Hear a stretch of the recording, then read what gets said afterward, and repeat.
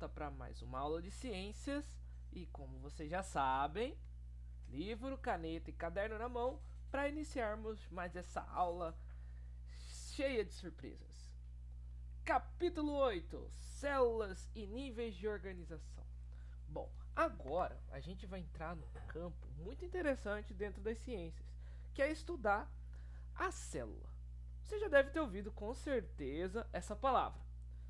Células nada mais são do que uma menor parte dos seres vivos, que tem forma e função bem definida. Por isso que a gente afirma que a célula é uma unidade estrutural dos seres vivos, porque ela é a unidade básica, ela é a base para a vida. E a célula está no meio dos níveis de organização. A gente até viu um pouquinho nas aulas anteriores que os níveis de organização partem dos átomos. Né? Os átomos, para quem não lembra, está aqui, ó, bem no início. E daí nós temos a união de átomos formando as organelas, depois as organelas formando a célula. A célula está entre os tecidos e as organelas, porque o conjunto de células forma um tecido. O conjunto de tecidos um órgão, depois um sistema e organismo, como a gente já tinha visto lá no comecinho da nossa unidade 2. Beleza, mas além disso, a célula tem todo o material que é necessário para as funções do ser vivo. Quais são as funções de ser vivos essenciais? Nutrição, comer, né? Comer é importante. Produzir energia e também reproduzir.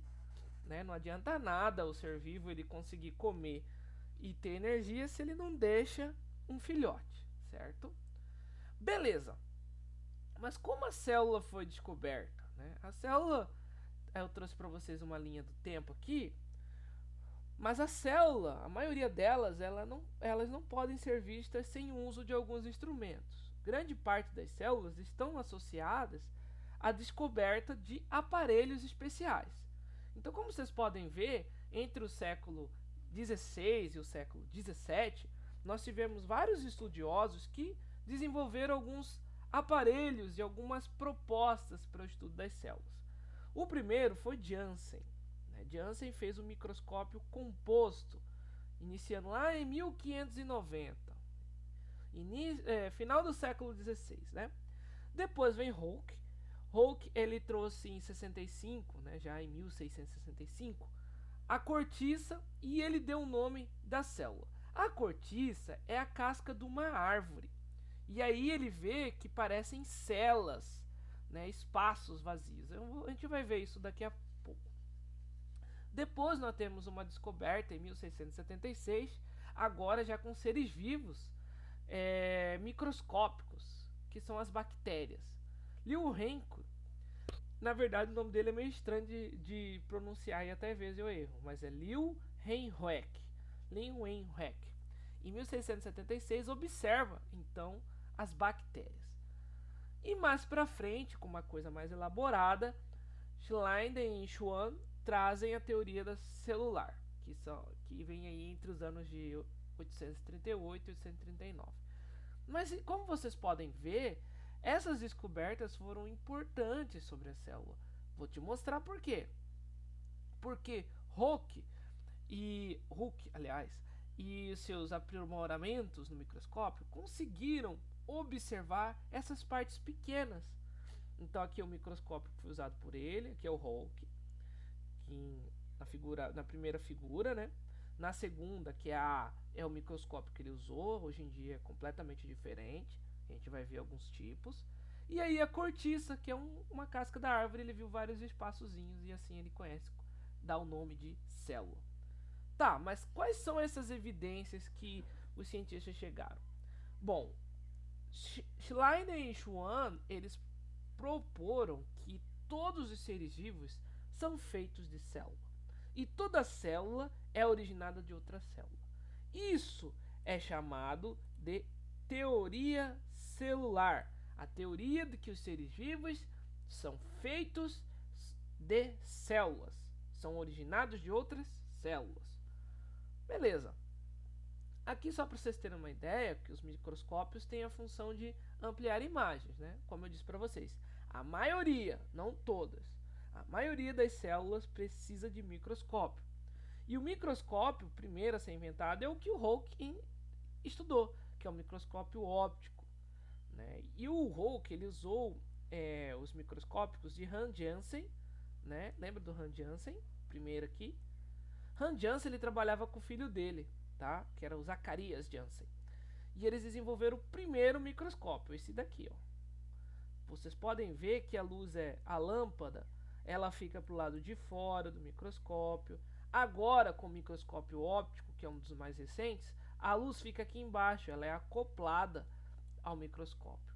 E nós temos mais dois microscópios que são mais modernos, que é o eletrônico de transmissão, ou seja, ele pega uma imagem e passa para o computador, e tem o microscópio eletrônico de varredura, que ele faz imagens em 3D e passa para o computador também. Muito legal isso, né? Só para vocês terem ideia, olha a diferença das imagens que são feitas. Aqui é o exemplo de hemácias, que são células do sangue. Vamos ver as hemácias em 3 tipos de microscópio. O primeiro no óptico, esse aqui, ó. Esse aqui é o que tem bastante, né? O professor, quando fez aula de biologia na faculdade, usou esse. Olha só, já é bonitão, né? Rosa, a gente coloca corante. O segundo é o eletrônico, ó, você consegue observar mais detalhes. E o último, que é o top das galáxias, é o microscópio eletrônico varredura, que faz a imagem em 3 dimensões.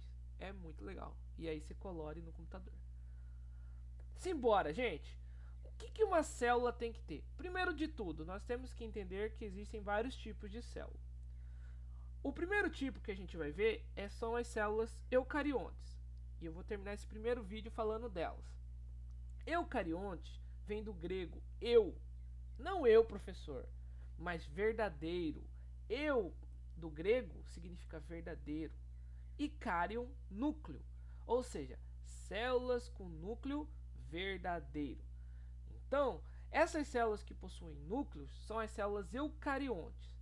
As células eucariontes têm 3 coisas básicas. Primeiro, a membrana, que é isso que fica em volta da célula, certo? Para que serve a membrana? Ela regula a troca de substância da parte de dentro com a parte externa, com a parte de fora.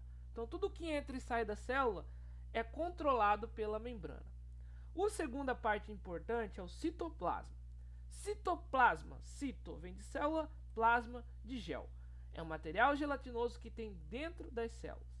E aí onde estão as organelas. A gente vai ver o que é organela, calma. Tá? A gente viu lá que são moléculas que ficam dentro da célula, mas a gente vai ver mais detalhes. E por fim, o núcleo. Porque ele não é eucarionte, ele não tem o eu, o verdadeiro. Então, a região onde está localizado o material genético é chamada de núcleo. E ele é responsável pelas características do nosso corpo. A célula, ela lembra muito um ovo. Por que lembra muito um ovo? Porque o ovo não tem uma casca em volta, é como se fosse a membrana. Ela não tem um gel dentro, é como se fosse a clara do ovo. E ela não tem o núcleo, é como se fosse a gema do ovo. Por isso que às vezes vocês vão ver a palavra célula-ovo, porque a semelhança é muito grande. Beleza, gente? Veremos na próxima parte do vídeo conhecendo uma célula a fundo. Te espero lá!